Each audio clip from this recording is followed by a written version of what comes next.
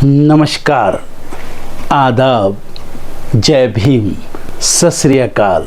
मैं हूँ माजिद सिद्दीकी और आप देख रहे हैं फोकस हिंदुस्तान न्यूज़ चैनल। आज की ख़ास खबरें सब्सक्राइब करें, लाइक करें, शेयर करें। फिर आऊँगा एक ताज़ा खबर को लेकर माजिद सिद्दीकी।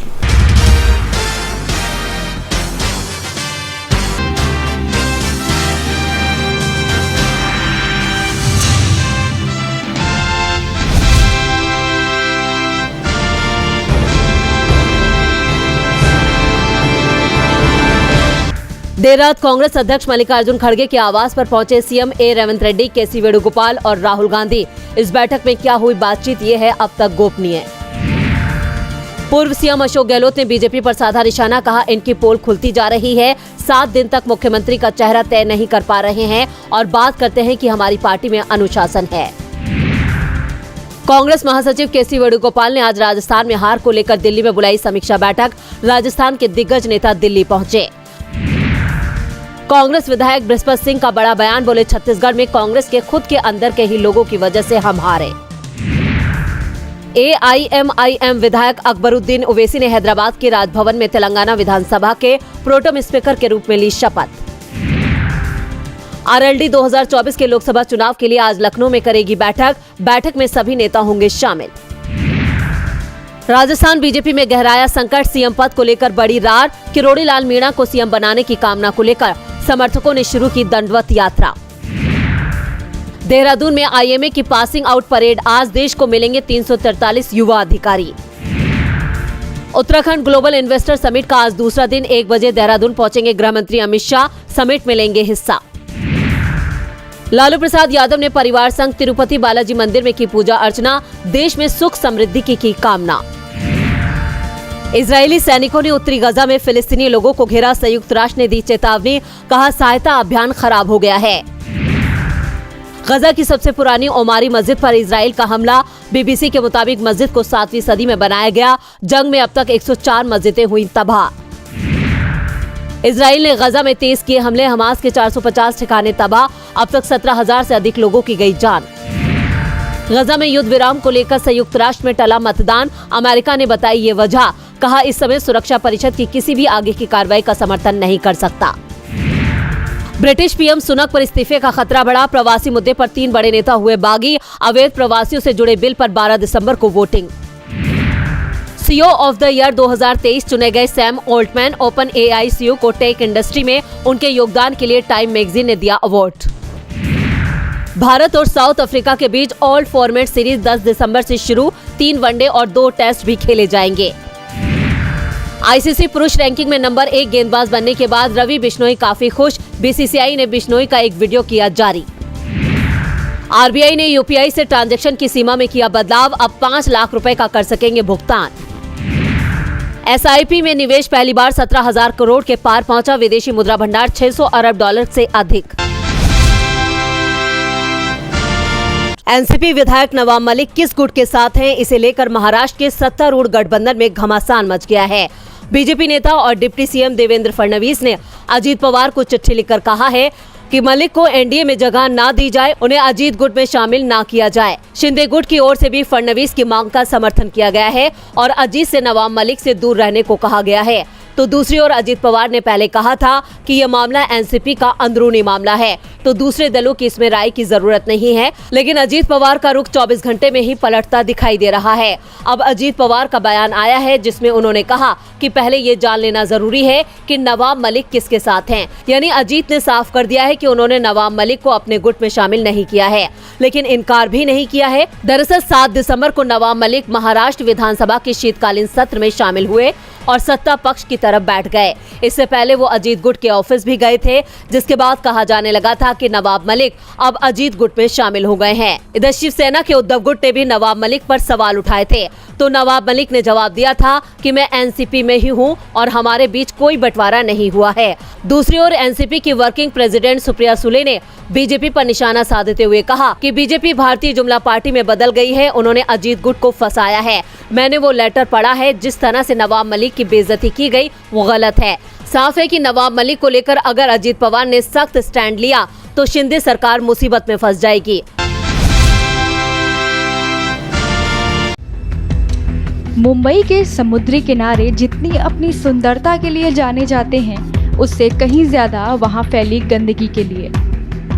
आए दिन मुंबई में इन सभी बीच पर फैले कचरे को साफ करने के लिए सफाई अभियान चलाया जाता है। इसी कड़ी में जुहू बीच पर चल रहे सफाई अभियान में हिस्सा लेने खुद महाराष्ट्र के मुख्यमंत्री एकनाथ शिंदे शामिल हुए। बीच को साफ करने के लिए वो ट्रैक्टर चलाकर जुहू बीच पहुंचे। इस दौरान शिवसेना कार्यकर्ताओं समेत जुहू बीच पर भारी संख्या में लोग मौजूद थे। सीएम एकनाथ शिंदे जिस ट्रैक्टर को चलाकर बीच पर पहुंचे थे, उसके पीछे कचरा साफ करने की मशीन भी लगी हुई थी। डीप क्लीन ड्राइव ये कॉन्सेप्ट लेकर मुंबई कॉर्पोरेशन काम कर रही है। पिछले 15 दिन से काम शुरू हुआ है। इसके मुताबिक जो पहले रोड सफाई होना, रोड की मिट्टी निकालना, उसके साथ फिर पानी से रोड धोना, ये मेन रोड हो गए। इंटरनल रोड है वो भी ऐसे करेंगे। झोपड़पट्टी के अंदर के रोड है, गलियां है, उसको भी साफ करेंगे। पब्लिक टॉयलेट साफ करेंगे, फुटपाथ साफ करेंगे, गटर साफ करेंगे, नाले की सफाई होगी।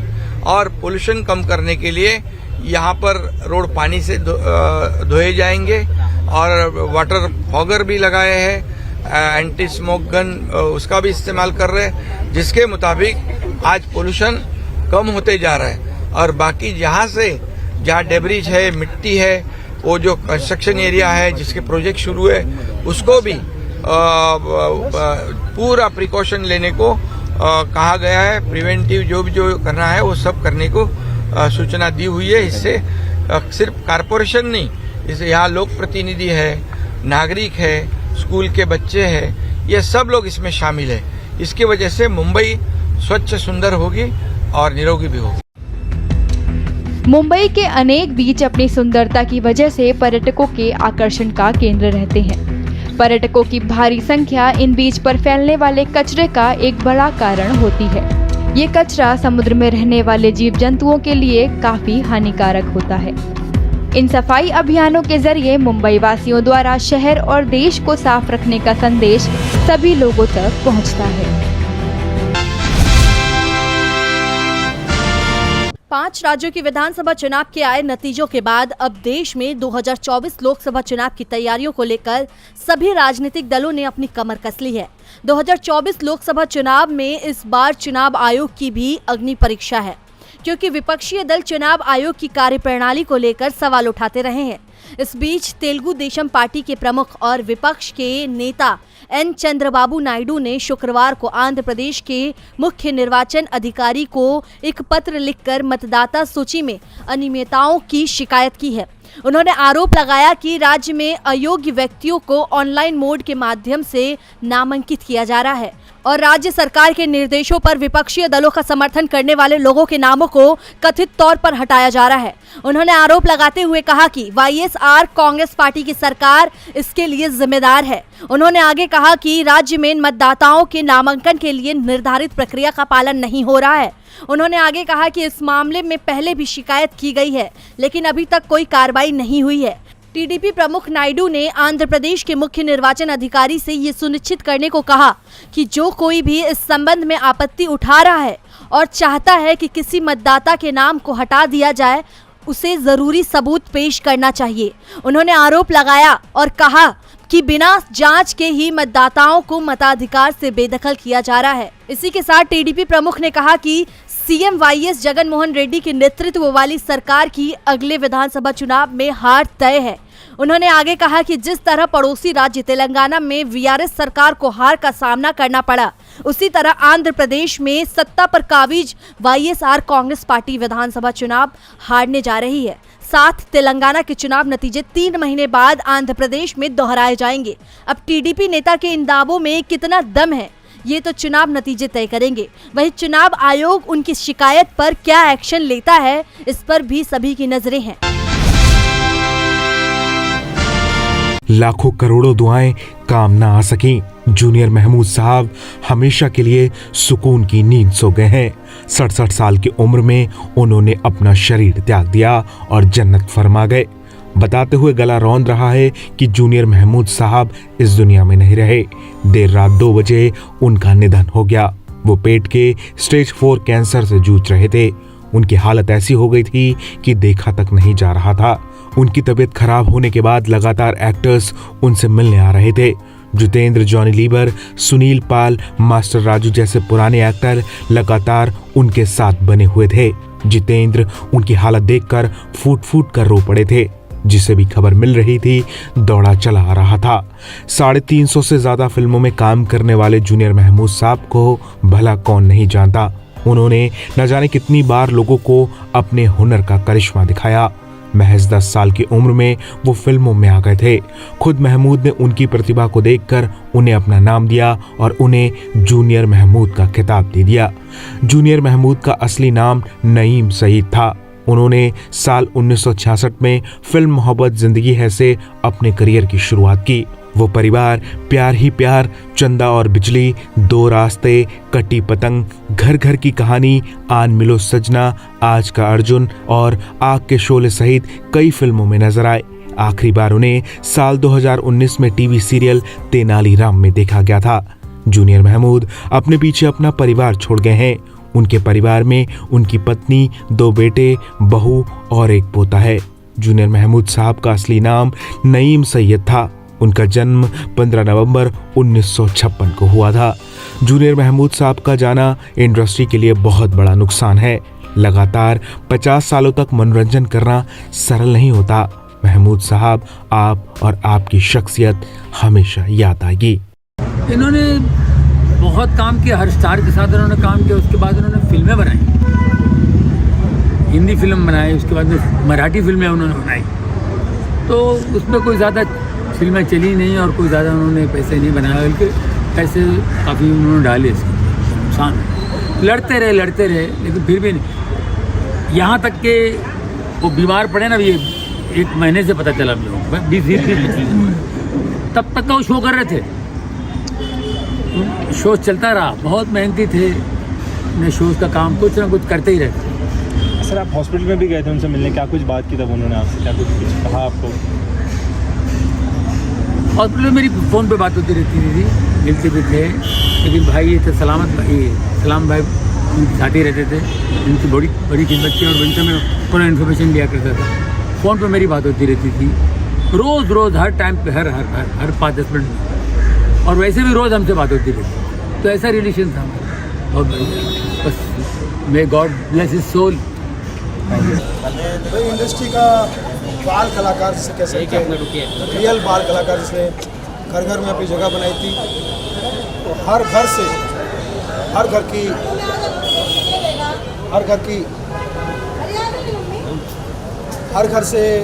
को उन्होंने हंसाया था। और कहानी घर घर की में तो बाकायदा उन्होंने पूरे परिवार के लिए एक मैसेज भेजा था। तो मुझे लगता है ये घर का नुकसान है, घर का एक बच्चा जो हंसाने वाला बच्चा है। क्योंकि जूनियर महमूद नाम था उनका, वो कभी सीनियर उनको लोगों ने समझा ही नहीं, कभी बड़ा समझा ही नहीं, बच्चा ही समझा। तो जूनियर महमूद साहब जो आज हमारे बीच में नहीं है शारीरिक रूप से, लेकिन काम तो उनका हमेशा महान है। हमारे उस्ताद हैं, हम सबके प्रेरणा स्रोत हैं। और मालिक आज जहाँ भी उनको रखे, क्योंकि दुनिया को बहुत हंसाया, उन्हें भी हंसता हुआ रहे, यही दुआ। देखिए, मैं उनके बारे में ये कहूँगा कि 1913 जब हमारी पहली फिल्म राजा हरिश्चंद्र लगी थी और 8 दिसंबर 2023, ये जो 110 साल हैं भारतीय फिल्मों के इतिहास के, इतना बड़ा सुपर स्टाइल चाइल्ड आर्टिस्ट आज तक कोई नहीं आया। वो राजेश खन्ना की फिल्म हाथी मेरे साथी हो या आन मिलो सजना हो, वो सुपरस्टार थे। सुपरस्टार को भी ज़रूरत पड़ती थी जूनियर महमूद की। ये अकेला चाइल्ड आर्टिस्ट है इतिहास में जिसकी अपनी ऑडियंस थी, जो खुद अपने आप में बताते खुद एक सुपरस्टार था। इससे पहले ना कोई सुपरस्टार आया चाइल्ड आर्टिस्ट, ना आएगा। जैसा कि मैंने आपसे राजेश खन्ना का जिक्र किया, जितेंद्र साहब की फिल्म कारवां हो या महमूद साहब की बॉम्बे टू गोवा हो, अमिताभ बच्चन की, इनका नाम जो होता था फिल्म में वजन पैदा करता था। डिस्ट्रीब्यूटर्स इन्हें चाहते थे और इनकी जोड़ी बन गई थी शेख मुख्तार साहब के साथ, गुरु और चेला उस्ताद पेड्रो।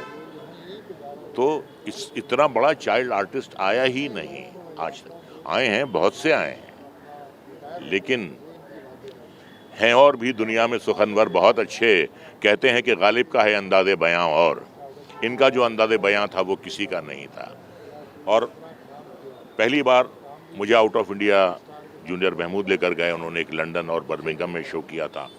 उसके बाद दुबई लेकर गए, उसके बाद बैंकॉक लेकर गए। मेरे बिना कोई फिल्म नहीं बनाते थे, वो वीडियो फिल्म हो, वो मराठी फिल्म हो, मेरे बिना कोई शो नहीं करते थे। बहुत ही हम्बल इंसान था और कमिटमेंट का पक्का और सच्चा था। तो ऐसा चाइल्ड आर्टिस्ट ना आज तक आया है और ना ही आएगा। फोकस हिंदुस्तान और जनाब M.A. माजिद सिद्दीकी साहब की तरफ से भावभीनी श्रद्धांजलि। Bureau report. दर्शकों, देख लिया आपने हमारे वीडियो को। हमें खुशी होगी कि आपने हमारे न्यूज़ को लाइक किया और दूसरों को शेयर किया। अगर अभी तक हमारे चैनल फोकस हिंदुस्तान को सब्सक्राइब नहीं किया है तो तुरंत सब्सक्राइब करें, कमेंट करें और बेल आइकॉन को प्रेस करें। हम हाजिर हैं खबर के लिए।